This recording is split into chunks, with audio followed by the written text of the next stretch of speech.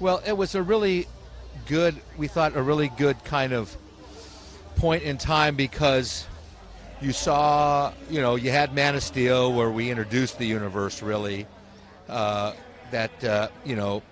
met Superman, you got his backstory, and then Batman versus Superman was, even though Superman was obviously a major part of it, it's called Batman versus Superman, you still got a sense of who Bruce Wayne was, who Batman was, and that he was a character that had been doing this for too long, was jaded and things. And you also had a brief introduction of Wonder Woman, and then you got the Wonder Woman story. So let's just say, if you're talking about the 6 key characters of the Justice League, you met 3 of them and you got, a really good background in all of them. And so we thought we could be efficient, introduce, Flash, Aquaman, and Cyborg in the Justice League movie and give you enough of their backstory so that you would get a sense of who they were and what was driving them and motivating them, and yet bring the Justice League together. So, which is an exciting thing, hasn't been done before. So we like to do things that haven't been done before, and bringing the Justice League together for the first time ever in a motion picture, well, that's pretty exciting. I am curious, there's been a lot discussed about the reshoots that went back, and I'm paraphrasing, but ultimately it seemed like it was to tweak the tone a bit of the film. And I'm curious, now that the movie is done, it's screened, what have you learned about sort of the tone you guys do want to strike in these movies going forward? Well, I mean, it's funny that you say that because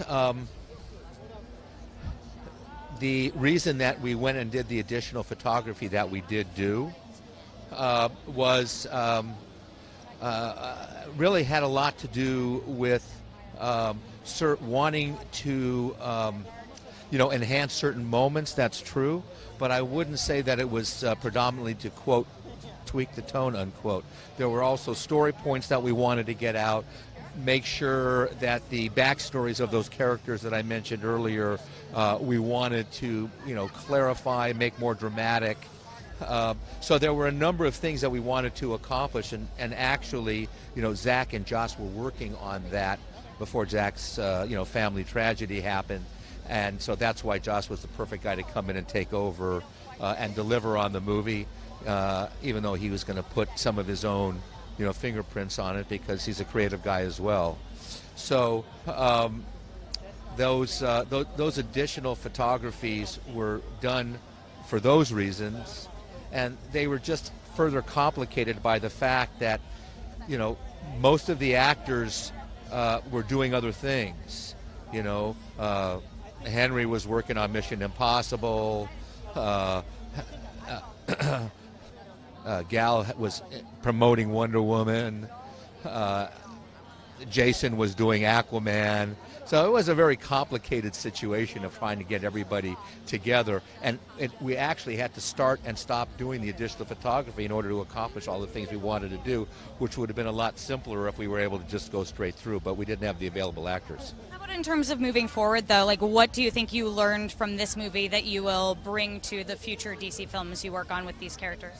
Well, what we're constantly trying to do is, take these characters and have them grow and change based on, circumstances that we present in the very different stories that we tell. And so we just want to make sure that we get you involved. We make sure we take you on a really great ride. We make sure that you have a lot of fun. But we also hope that we're giving you some emotional resonance that you carry with you when you leave the film and give you a reason to see the next one and make sure that that next one isn't just a rubber stamp of the previous one. We want to make sure that they're all original and that we find ways to make the characters very interesting and unexpected. I do want to ask you quickly about the planned DC imprint, the separate films that are reported to be outside of this cinematic universe. What is the goal internally with developing that, and are you concerned at all with consumer confusion about these different types of characters appearing in different movies? Well, I'm not involved with those films. I'm just involved with the films that I'm producing. At one point, we did talk about the possibility if there's a Flash on television show and Ezra Miller is not that Flash, he's this Flash. Would there be audience confusion? But quite frankly, it doesn't seem like there is. So I can only speak for what I'm involved in, and on that particular situation, and that's the only one that I'm part of, I don't think that there is any confusion. DC, I think there's room for it. Thank you, sir. Enjoy tonight. Thank you.